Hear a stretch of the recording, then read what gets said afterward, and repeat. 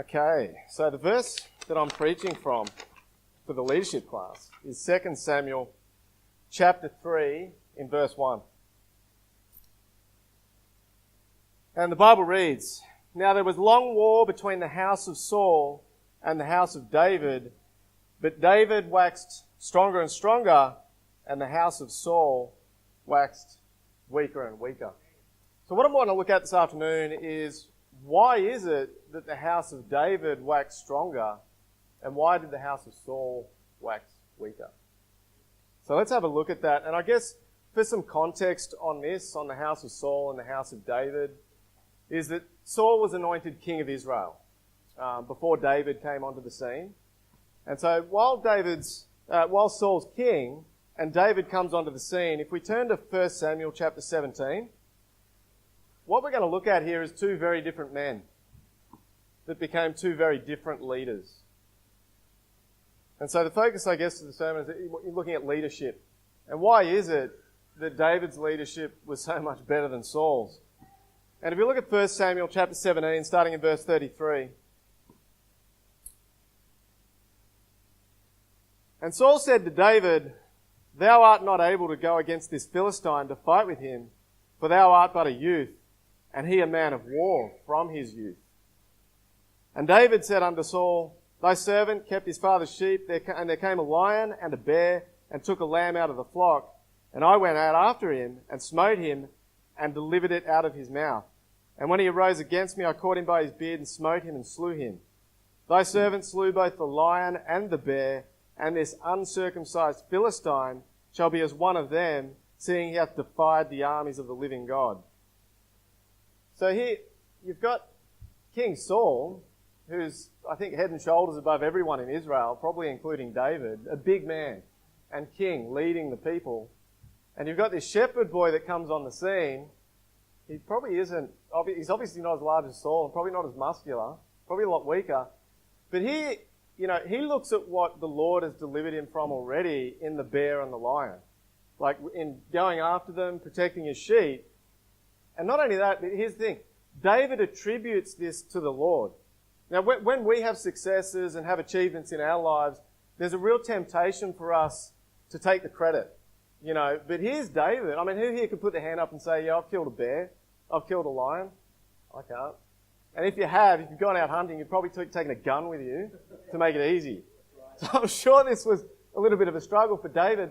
But here he is. He attributes this achievement to the Lord, not to himself. He doesn't glory in his own flesh. He's not looking at, "Look at what I've done. Oh, look at me. Look at what I've done. I've killed the bear and the lion. This Philistine." No, it's like, the Lord delivered the lion and the bear to me, and it's going to be the same with this Philistine. That's David's faith, if you will. His faith is very different from Saul's, where he's very sure, he's confident, he's bold in his faith. He knows what the Lord's going to rescue him from and what the Lord's going to do for him. Whereas, and we'll get to Saul, and we'll see the difference, the contrasting difference. Why is it that Saul didn't have that sort of faith?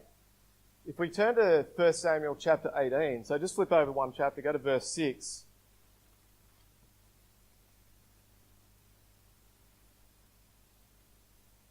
"And it came to pass, as they came, when David was returned from the slaughter of the Philistine, that the women came out of all the cities of Israel, singing and dancing, to meet King Saul, with tabrets, with joy, and with instruments of music. And the women answered one another as they played, and said, Saul hath slain his thousands, and David his 10,000s. And Saul was very wroth, and the saying displeased him, and he said, They have ascribed unto David 10,000s, and to me they have ascribed but thousands. And what can he have more but the kingdom?" So here we're seeing Saul, this fear.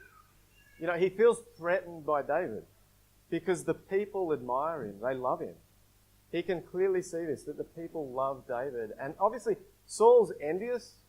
He wants the people to be admiring him. He wants the people to be saying, I've slain the 10,000s, David's only had the thousands. And so there's already this envy developing in his heart, and it's out of fear. Saul has a fearful heart, not a faithful heart like David. Right? And it's driven by fear, this envy that starts taking place in his heart. And if we keep reading, And Saul eyed David from that day and forward.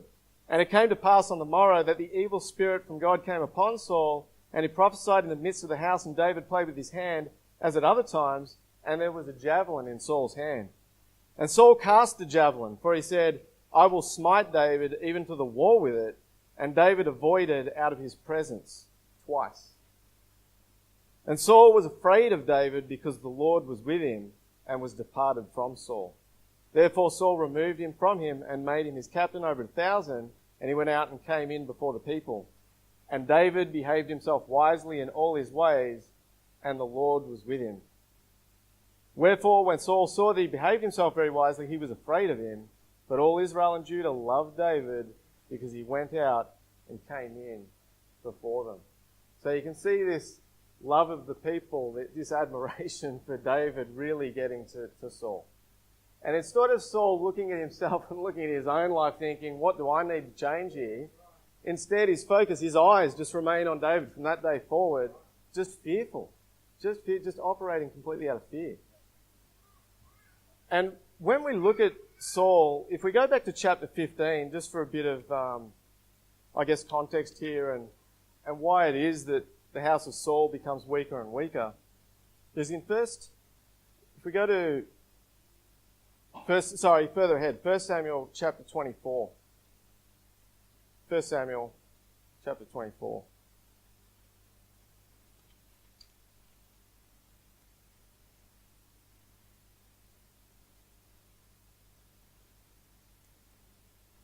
So, actually, I'll just mention this. We won't go to the passage, but basically Saul was commanded of the Lord to completely destroy the Amalekites. Completely destroy them. Men, women, children, all of the animals, everything. Nothing was to be spared. And he failed to obey that commandment. And the reason Saul failed was because he was fearful of the people, because they wanted to keep the good animals. They wanted to keep the healthy livestock, under the guise of it being a sacrifice to the Lord, right? Under the guise of, we're going to sacrifice this to the Lord. And he caves into that instead of being obedient to the Lord. So it exposes Saul's heart of one where he, instead of pleasing the Lord, he wants to please the people, right? And another thing here too is David doesn't fall into this trap of wanting to please people. And when David's admired by the people, he doesn't sort of then think, the people love me more than Saul. Saul shouldn't be king. He had the backing of the people at this point. I'd be a far better leader. Let's overthrow Saul and I'll be king. That never entered David's mind. Never entered his heart at all. And in fact, in 1 Samuel, if we have a look at 24 verse 6, and this is a situation where David had this opportunity. He was put in this opportunity where he could have taken Saul's life. He's got the backing of the people. And he said unto his men, the Lord forbid that I should do this thing unto my master. The Lord's anointed to stretch forth mine hand against him, seeing he is the anointed of the Lord. Wow. I mean, this is amazing. Here you've got this man that's got the admiration of all the people of Israel. The people don't like Saul. He's got this opportunity to, take over, usurp his authority. It's like, no. This is the anointed of the Lord. He respects that office. He respects the authority. He's a respectful man. He's going with the Lord's will. He's prepared to be patient. Like, there's a point at which the Lord takes the spirit from Saul and sends him an evil spirit. David starts waxing stronger and stronger at that point. Saul's weaker and weaker, but David waits. He's just patient. He's just like, the kingdom is going to be his, but he waits for God's timing. Right? This is good leadership. It's being faithful. It's being patient and faithful to wait for your time. And I think about what Kevin's taught us in our leadership class, and Kevin's a great example of somebody who's been patient in becoming a pastor and doing it the right way and just waiting on the Lord for that timing. Excuse me, I just need some water. Waiting for that timing. So I guess just to sum this up, I just want to emphasize, a faithful man, a faithful leader versus somebody that's given to fear. And if you want to be a good leader, lead with faith. Trust that the Lord is going to be with you. And this doesn't just apply to the men, it obviously applies to the women as well. Thank you for your sermon, Sam, that, women are in leadership positions as well in their own household, over their children, etc. So this applies to you as well. Be faithful in what you do and in what God's given you, and be patient. Like, if you've got the desire for something, like here, I guess, with the leadership class, some of us have the desire to be a pastor. And if you've got the desire for that, just be patient. The Lord will bring that about in His time. Amen.